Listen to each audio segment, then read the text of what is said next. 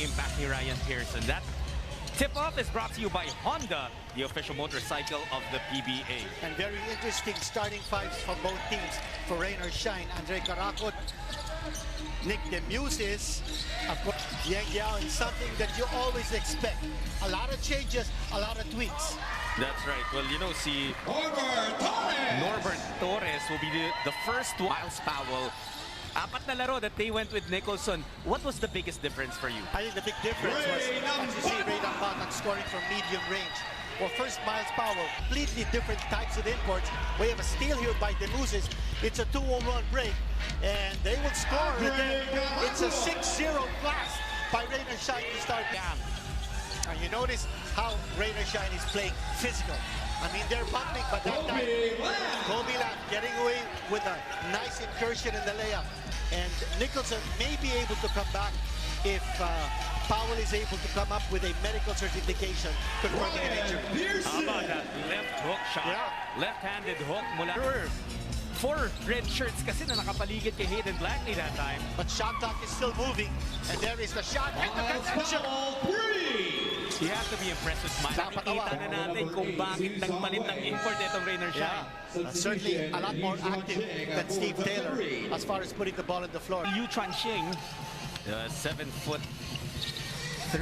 import of, or local rather. And there he is. Bay Area. Miles Powell. Pangalang si Ryan with the team and the walkthrough this morning with 4 to 5 players.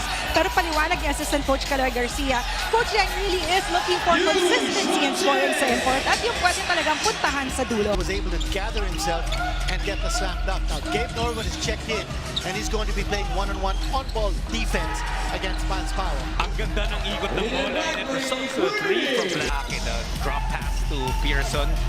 Nandun yung depensa ng Batak this time.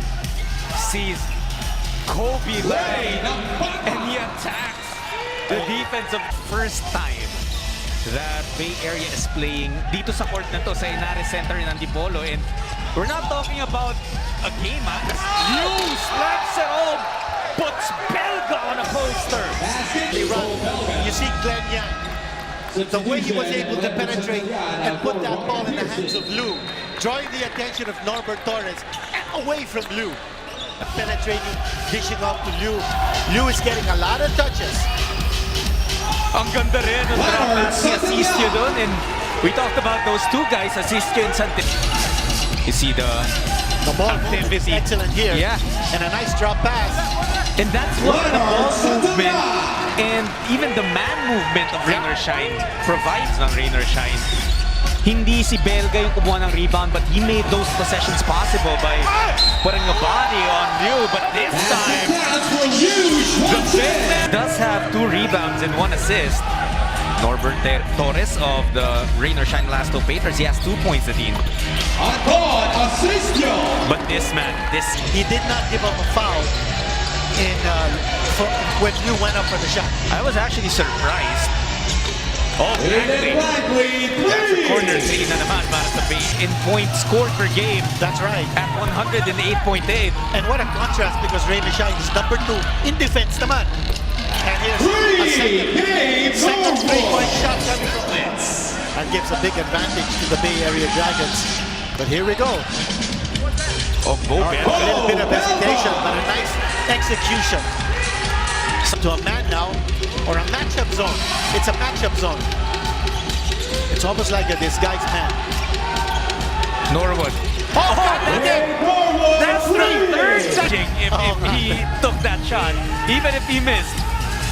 May mga coaches nga din na mas nagagalit pa sila kapag hindi mo itira yung susunod when it comes to Miles Powell. Walang heat check dito because 99% of the time, mainit lang talaga siya.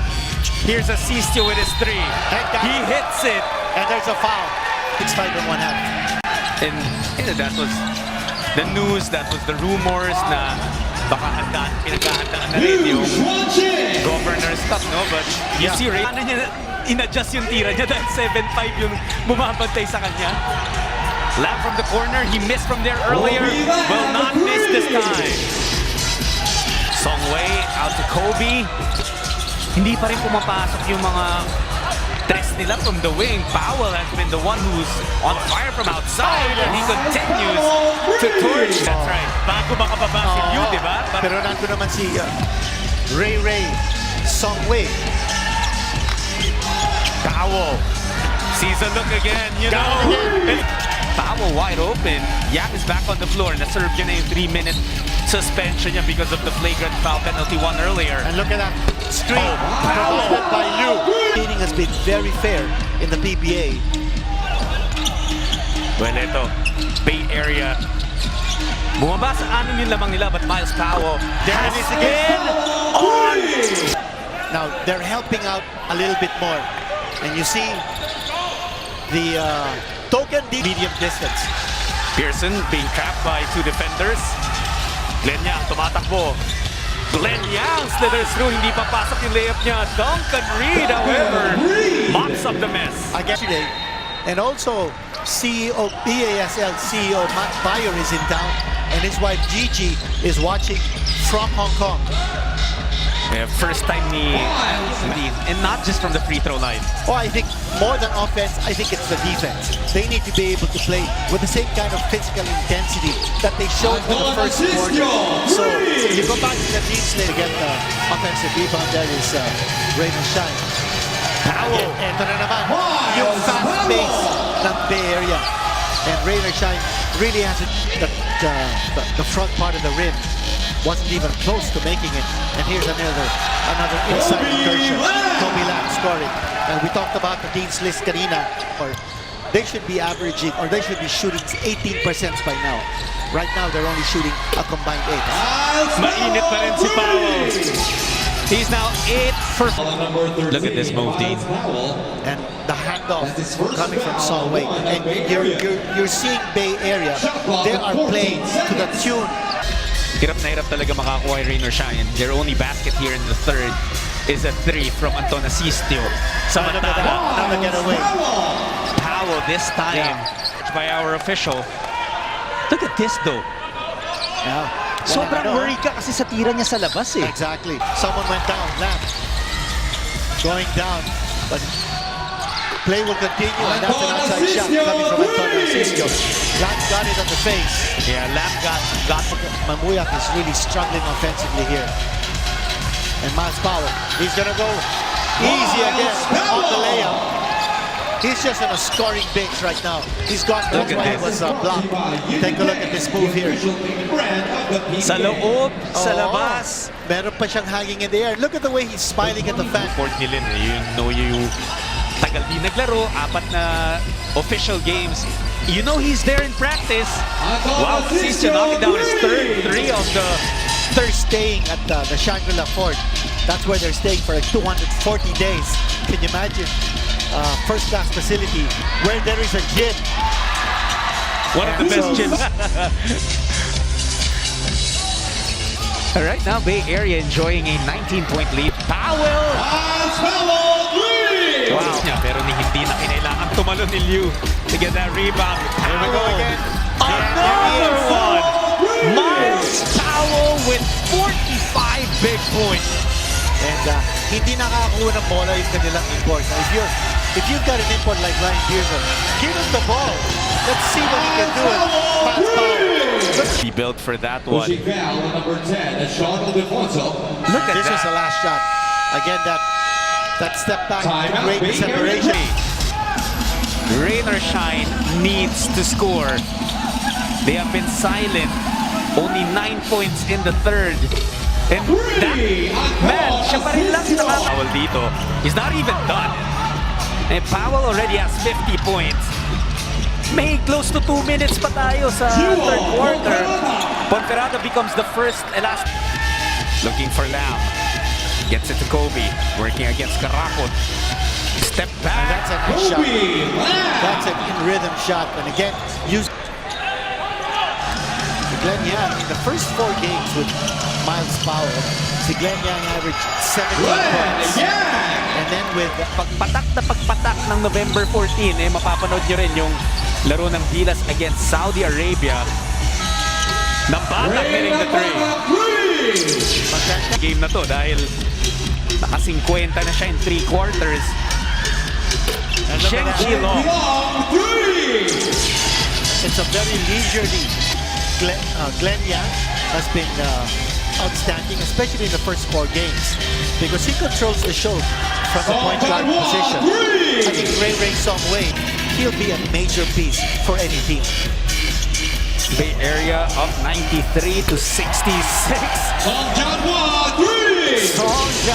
with From Miles Powell, and then there's a lot more contributing for Bay Area. And look at You this. see, Juming Shit. Everybody's scoring now. And you know, moving into the playoffs, this is going to be big for Bay Area, as every player must feel confident that they can contribute to this team. If they're going to go deep in the... You know, the other way around na yung mga local teams natin get the experience playing such tall, young, talented guys, elevate the game of our locals. You know, I think that's the whole idea of having a foreign guest team playing in the team. And look at this guy. He's hot. Ito yung mga young guys na dali ng Bay Area. Kanina medyo, not old at all, pero medyo experienced na. Ito talagang mga bata. Pwede pa sila nung pakatapos ito. They still have 3 more games to play. Nieto with offensive rebound. And that short jumper. An incredible show as well of... That was 21 3-point conversions by Converge. And when Converge beat Phoenix just the other night, they had 22 3-point conversions. KJ McDaniels, he's quite a dominant input. I mean, Caraco hitting the 3-point shot. And, you know, Ryan Pearson able to commentate some games sa East Asia Super League. Yeah. His jumper is really unorthodox. Pero when he's attacking the basket, he can defensive end in the first quarter. 120-87 yung ating final score, brought to you by Honda, the official motorcycle of the PBA. For my partner, Dean Quirito Henson, for Lynn Olavari and the entire team, just ulit po, maraming salamat sa pagtutok nyo sa PBA dito sa TV5.